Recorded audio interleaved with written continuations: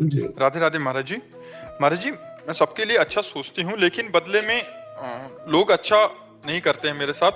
बस महाराज जी, फिर मन अशांत हो जाता है ऐसे में। महाराज जी, उस समय कैसे? कैसे समझे कि लोग अच्छा नहीं करते आपके साथ? आप लोगों के साथ अच्छा करती हैं, ये आप कैसे समझे? किसका प्रश्न है? कैसे आप समझे?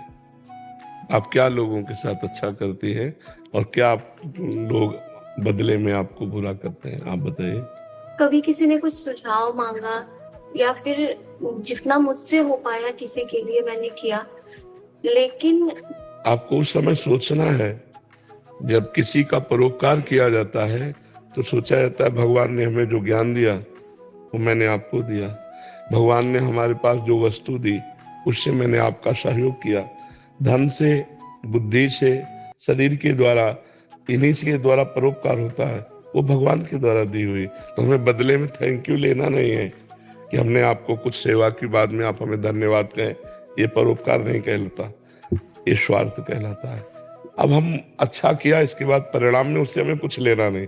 अब वो जो हमारे साथ बुरा बर्ताव कर रहा है वो हमारे कर्म की पवित्रता के लिए, हमारा कोई पूर्व कर्म है जो अपवित्र है, पाप कर्म, उसको पवित्र करने के लिए भगवान उसे निमित्त बनाकर कटु वचन या कटु चेष्टा करा रहे हैं।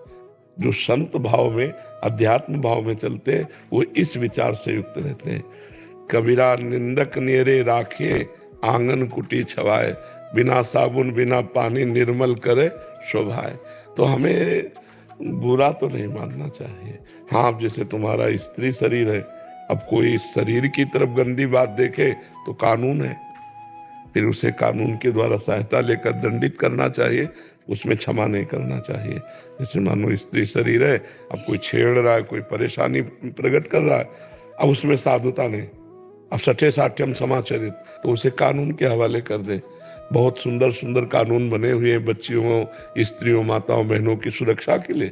ऐसा ऐसे साधारण व्यवहार में यदि कोई ऐसा, तो फिर उसमें क्षमा कर देना चाहिए और ये सोचना चाहिए मेरे ही किसी अनुचित कर्म का मार्जन कराया जा रहा है, क्योंकि भगवान ईश्वर सबका विधान जो करता है वो अमंगल नहीं करता, वो मंगल भवन है, मंगल ही हो रहा है। यदि कोई हमारी निंदा कर रहा है, कोई अवहेलना कर रहा है, कोई तिरस्कार कर रहा है, तो हमारे पापों की सफाई हो रही है।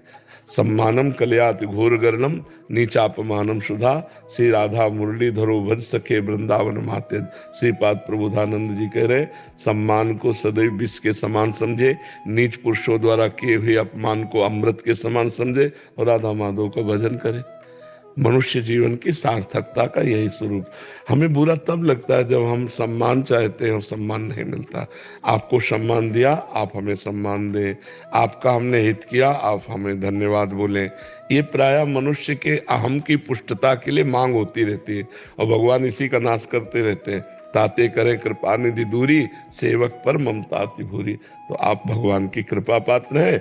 अगर कोई आपकी ऐसे अवहेलना करता है तो आप उसे सहो, अगर कोई सांसारिक भावना से छेड़ता है तो उसे कानून के हवाले करो, अपनी मस्ती में रहो। राधा राधा राधा नाम जप करती हो?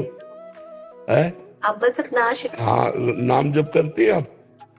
करते हो पर नहीं करती। नहीं करते रहिए, नाम जप और करते रहिए। बैठे बैठे क्या करोगे? ओवर थिंकिंग करोगे, डिप्रेशन में पहुंच जाओगे। मन को नाम जप में लगाओ, मन को अधिक से अधिक नाम जप में लगाओ, तभी मंगल होगा जी।